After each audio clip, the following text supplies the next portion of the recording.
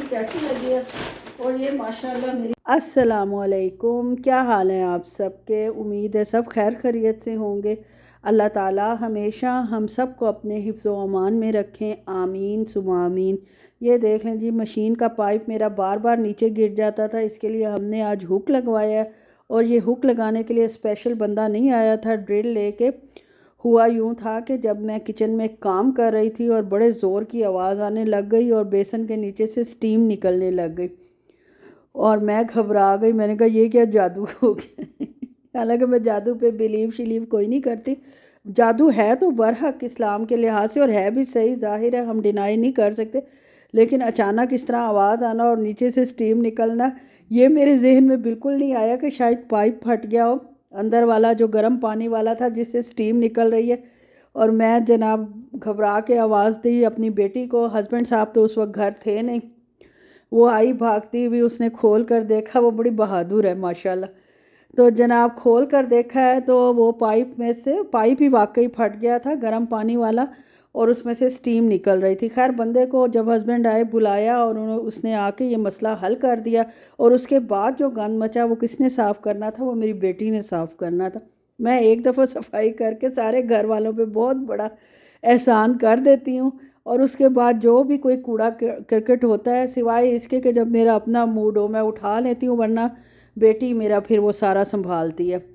अब जनाब जो गया और शाम की चाय का वक्त था और चाय के साथ खाने के लिए आज कुछ भी नहीं था।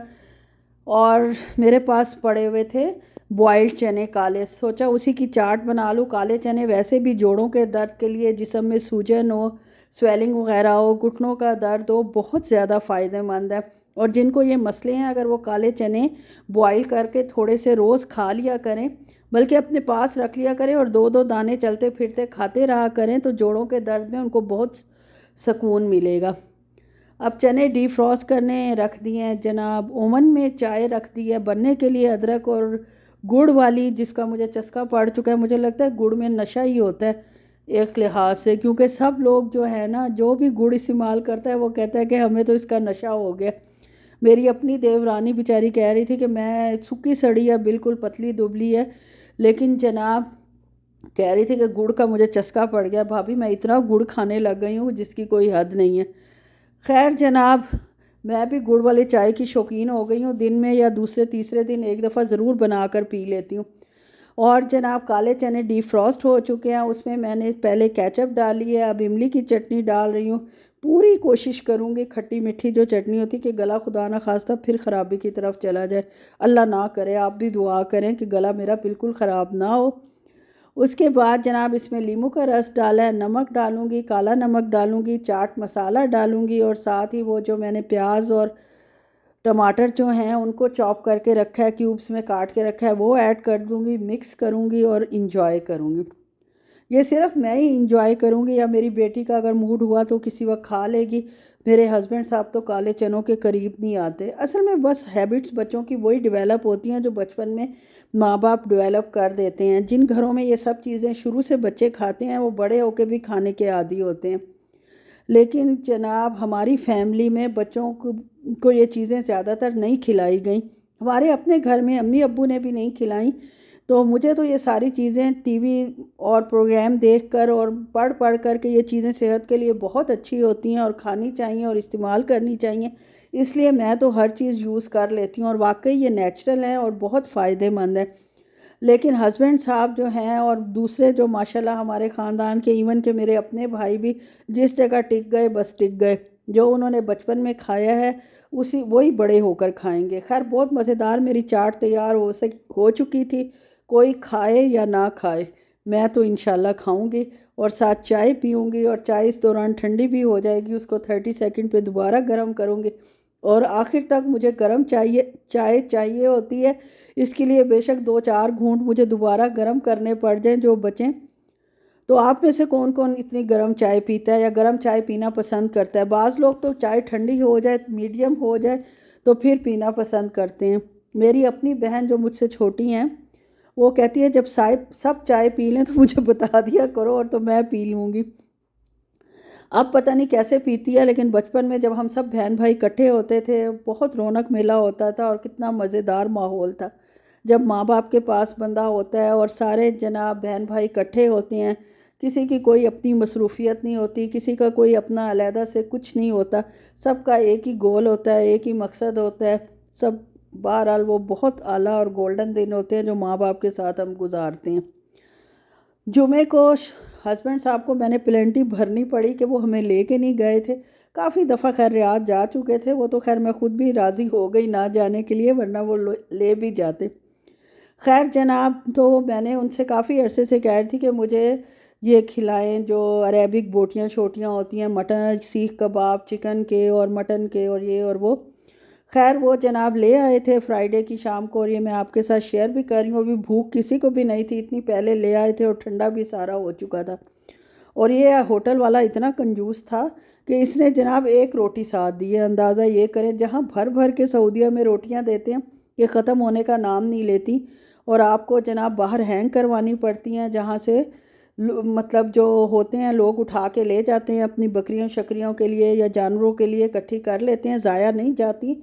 लेकिन बहरहाल इस आदमी की कंजूसी से हम एक रोटी हमें मिल गई थी।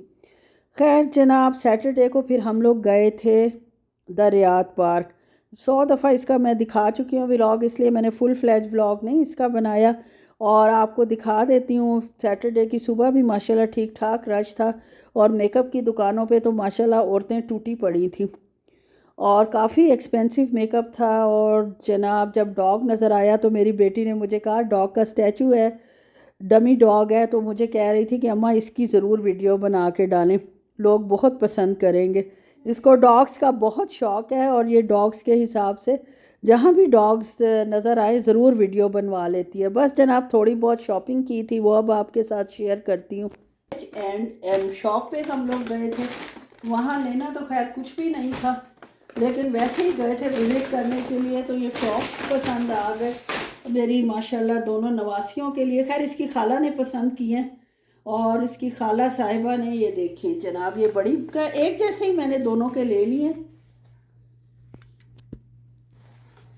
कि दोनों बहनें एक जैसे कपड़ों में अच्छी लगती हैं माशाल्लाह पहनी हुई।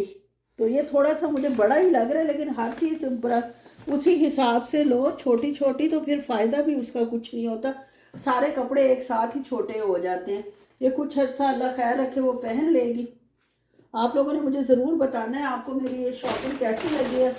और ये माशाल्लाह मेरी छोटी नवासी का फ्रॉक है, सेम सेम, बट ये देखें कलर भी कैसा है आप लोगों ने ज़रूर बताना है, और वैसे फ्लेयर वगैरह भी और टेक्सचर भी और सब कुछ आपको कैसा लगा है आप लोगों ने ज़रूर बताना है। कोई शॉपिंग के इरादे से तो खैर हम गए नहीं थे, लेकिन जब फिर जाओ किसी शॉप में कोई चीज़ अच्छी लगे तो ले लेती हूँ। मैंने कहा ईद के हिसाब से उनको दे दूँगी कि ईद पे इंशाल्लाह वाल अज़ीज़ ये दोनों बहनें एक जैसे फ़्रॉक इंशाल्लाह पहनेंगी।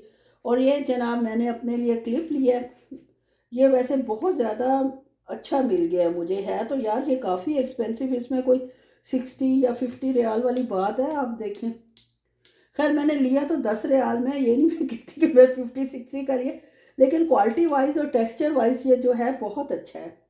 और इसके अलावा जो लिया था, और क्या लिया, ये जनाब एक ब्रश लिया, ये देखें, ये मैं पिछली दफ़ा ले गई थी अपनी नवासी के लिए, बड़ी वाली के लिए, तो उसने जनाब कहा कि नानो मेरा ब्रश टूट गया है और मुझे चाहिए का तो उसने नहीं कहा, लेकिन मुझे खुद फील हुआ कि जब उसका टूट गया है, उसने बताया भी है, तो ये मुझे नज़र आया मिनी सूप पे, तो ये मैंने जो है ये एक इतना मज़े का ब्रश ले लिया। बस जनाब ये थोड़ी सी शॉपिंग की थी, क्योंकि शॉपिंग अब माशाल्लाह कंप्लीट हो चुकी है, और हस्बैंड साहब ने भी वार्निंग दे दी है कि सामान एक्स्ट्रा हुआ तो मैंने 1 रुपया नहीं भरना, इसके लिए 1 रियाल नहीं मैंने एक्स्ट्रा देना, तो जितना ले लिया बस मोर देन एनफ है। तो बस जनाब यही कुछ मैंने फिर शॉपिंग की, क्योंकि वाकई सामान ऑलरेडी इतना ज़्यादा हो गया, और हम लोग सर्दियों में जा रहे हैं, तो सर्दी वहाँ तो होगी, यहाँ नहीं है तो क्या हुआ, वहाँ तो होगी ना, तो कपड़े वगैरह का भी आपको पता है अच्छा खासा हैवी होते हैं सर्दियों के। बहरहाल जनाब अल्लाह करे हमारा सामान पूरा आ जाए इंशाल्लाह। ओके जी, यहीं तक था मेरा व्लॉग, अगर अच्छा लगा हो तो प्लीज़ लाइक शेयर और सब्सक्राइब कर दें, और अपना बहुत ख्याल रखें। अल्लाह हाफिज़।